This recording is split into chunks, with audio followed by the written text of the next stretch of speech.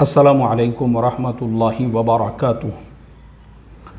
मोहतरम भाइयों, बुज़ुर्गों, दोस्तों, उत्तर प्रदेश के अंदर इलेक्शन का माहौल पूरी तरह से गरमाया हुआ है। पूरे स्टेट, पूरे सूबे में जहां देखो वहां पे बस इलेक्शन की बातें हो रही है और इसमें बीजेपी के अंदर फूट पड़ी हुई है। हम देख रहे हैं अपनी आंखों से 11 जनवरी 2022 को जिस तरह से बीजेपी के कई एमएलएज ने राजीनामा दे दिया।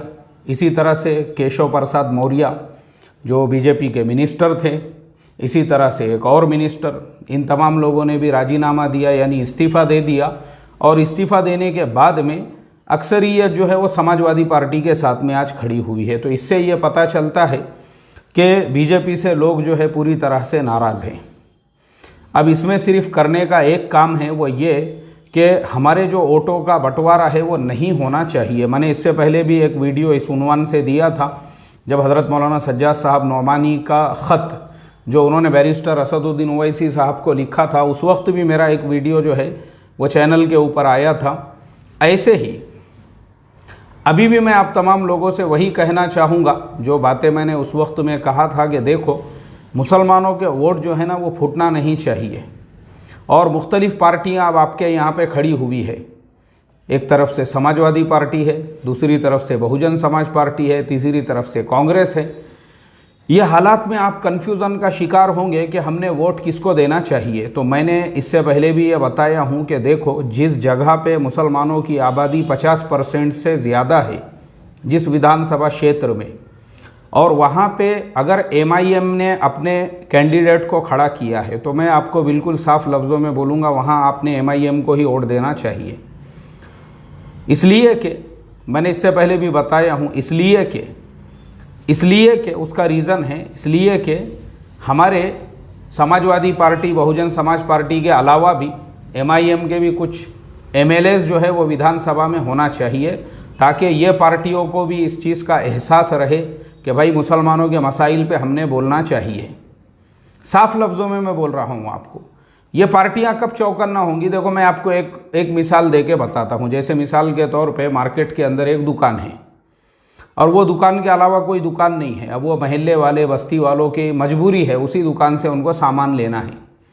लेकिन जैसे ही मार्केट में एक और दुकान ओपन हो गई, अब कुछ लोग वहाँ पे भी जा रहे हैं, तो ये जो पहले दुकान वाला है, इसका जो एटीट्यूड है ना वो खुद ब खुद चेंज हो जाता है। जो पहला दुकान वाला था, जिसको लगता था कि बस यहीं पे यहाँ महल्ले में मेरा ही राज है, मेरे अलावा दूसरा कोई दुकानदार नहीं है, तो वो जिस एटीट्यूड से कस्टमर से बात करता था और जो उसके अंदर की अकड़ होती थी, वो पूरी तरह से ख़त्म हो जाती है। जब वो देखता है कि मेरे महल्ले के लोग दूसरी दुकान पे भी जा रहे हैं, तो अब वो क्या करता है कि उधर ग्राहक न जाए, इसके लिए अब जो इधर वाले हैं उनके साथ में नरमी का, उनके साथ में जो है बराबरी का मुआमला करने लगता है। ये होना ज़रूरी होता है। ऐसे ही समाजवादी पार्टी हो या कांग्रेस हो, इन लोगों की एक मेंटालिटी और थिंकिंग ऐसी बिल्ड हो चुकी है, हमारे अलावा मुसलमानों का कोई नहीं है और मुसलमानों को वोट देना है तो बस हमको ही देना है। तो उनकी ये जो सोच है ना, ये सोच ये बदलने के लिए हमको कुछ कैंडिडेट्स को, कुछ उम्मीदवारों को, और जहाँ पे 50% से ज़्यादा मुसलमानों की आबादी है, वहाँ पे एमआईएम के एमएलएस को भी विधानसभा में भेजना ज़रूरी है, ताकि इनको ये पता चले कि भाई मुसलमान खुद अपने बलबूते के ऊपर भी अपने 10-12 एमएलएस जो है वो विधानसभा में भेज सकते हैं। तो फिर वो क्या करेंगे, दूसरी मर्तबा में भले बीजेपी की गवर्नमेंट बनो या किसी की भी बनो, फिर वो आज़म खान साहब के मसले में जो है इंटरफेयर करेंगे वो। और मैं आज़म खान साहब की मिसाल इसलिए देता हूँ भाई बार बार, क्योंकि उन्होंने एक काम जो मैं सिर्फ, उन्होंने काम तो बहुत सारे किए हुए होंगे, अब क्योंकि मुझे वहाँ के हालात पता नहीं है उनके इलाके के, लेकिन एक काम जो मुझे बहुत अच्छा लगा उनका, और जिस काम से जो है मैं बड़ा खुश हुआ, वो इल्मी काम है जो उन्होंने हज़रत मौलाना मोहम्मद अली जौहर जो यूनिवर्सिटी की उन्होंने बुनियाद डाले वहाँ पर। और वो यूनिवर्सिटी का जो काम चल रहा है, और यूनिवर्सिटी में कई मेडिकल कॉलेजेस है और दीगर कॉलेजेस, देखो मैं हमेशा एक बात ये कहता हूँ कि उम्मत के ऊपर सबसे बड़ा एहसान आज के ज़माने में अगर किसी का है तो उन लोगों का है जो मुसलमानों के लिए तालीमी एतबार से कोई काम कर रहे हो। अब एक इंसान जो पूरी यूनिवर्सिटी का काम कर रहा है, मैं समझता हूँ वो बहुत बड़ा काम कर रहा है। तो ऐसा इंसान जो है ना, और उसकी तायद में नहीं खड़े होना, उसका गेट जो है तोड़ने का भी ऑर्डर आ गया तो समाजवादी पार्टी की तरफ से कोई बयान नहीं आ रहा है, जबकि वो तुम्हारे एमपी है। तो ये जो चीज़ें होती है ना, ये थोड़ा सा चुभती है इंसान को। तो इस वजह से अगली मर्तबा ऐसे कुछ मसाइल होंगे तो बोलना पड़ेगा, अखिलेश यादव को भी बोलना पड़ेगा, समाजवादी पार्टी के जो प्रवक्ता होंगे उनको भी बोलना पड़ेगा। तो इसके लिए बस मैं इतना ही कहना चाहूँगा, जहाँ पे मुसलमानों की आबादी 50% से ज़्यादा है और जहाँ पे जो है MIM का अगर कैंडिडेट खड़ा है, बिल्कुल उसी को वोट दो, आप उसी को वोट दो। ये जो है ना दूसरी बाकी की पार्टियां, उसको नज़रअंदाज करो। और मैं समझता हूँ उस इलाके के जो उलामा हैं और उस इलाके के दीगर जो पॉलिटिशियंस हैं, उनका भी ये काम है, वो भी अपने इलाके में इसी लाइन से मेहनत करें, हमारा 100% वोट MIM को गिरे, जहाँ पे हमारी आबादी 50% से ज़्यादा है। अब जहाँ पे हमारी आबादियाँ कम हैं, जैसे 25% है, 30% है, अब उन इलाकों में हम क्या करेंगे? तो वहाँ पे मैं साफ लफ्ज़ों में बोलता हूँ, वहाँ पे वन साइड जो है समाजवादी पार्टी को वोट दो, वन साइड दो वहाँ पे, वन साइड। फिर वहाँ पे कोई पार्टी मत देखो, चाहे वहाँ कांग्रेस हो, चाहे वहाँ पे बहुजन समाज पार्टी हो, फिर वहाँ पे आप मत देखो, फिर वहाँ पे आप वन साइड समाजवादी पार्टी को दो। अगर समाजवादी पार्टी की हुकूमत बन जाती है, बहुत अच्छी बात है, और अगर उनको कुछ सीटों की कमी पड़ती है तो फिर जो MIM के 10-12 MLAs होंगे, ये उनके साथ में जो है किंग मेकर बनने का भी काम कर सकते हैं, इनको भी फिर उसमें हिस्सेदारी मिलेंगी।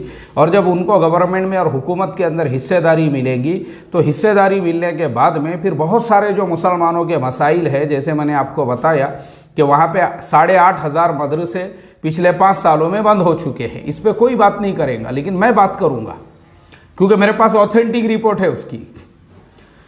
तो जो 8.5 मदरसे बंद हो चुके हैं, उसके अलावा और भी बहुत सारे मसले मसाइल है भाई, और दीगर लोगों के भी मसाइल है। ऐसा नहीं है कि खाली मुसलमानों के मसाइल है, बल्कि उनके अलावा भी और भी पूरे सूबे के अंदर, पूरे स्टेट के अंदर जो मसले मसाइल है लोगों को दरपेश है। वहाँ के दलितों को कैसे कैसे मसले मसाइल हमने देखे पिछले दिनों में कठुआ के अंदर, और इसी तरह से वो गाँव का नाम भूल रहा हूँ मैं, ये 2-4 जगह पे जो है मासूम बच्चियों के साथ में जिस तरह से जुल्म ज़्यादती हुई, इस तरह के जो सारे हालात हुए वहाँ पे, वहाँ का ना दलित महफूज है आज के हालात में, ना गरीब महफूज है।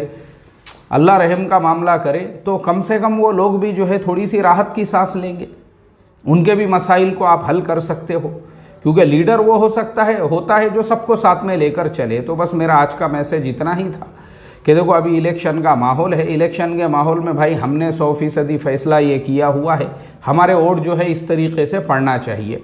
और अगर मान लो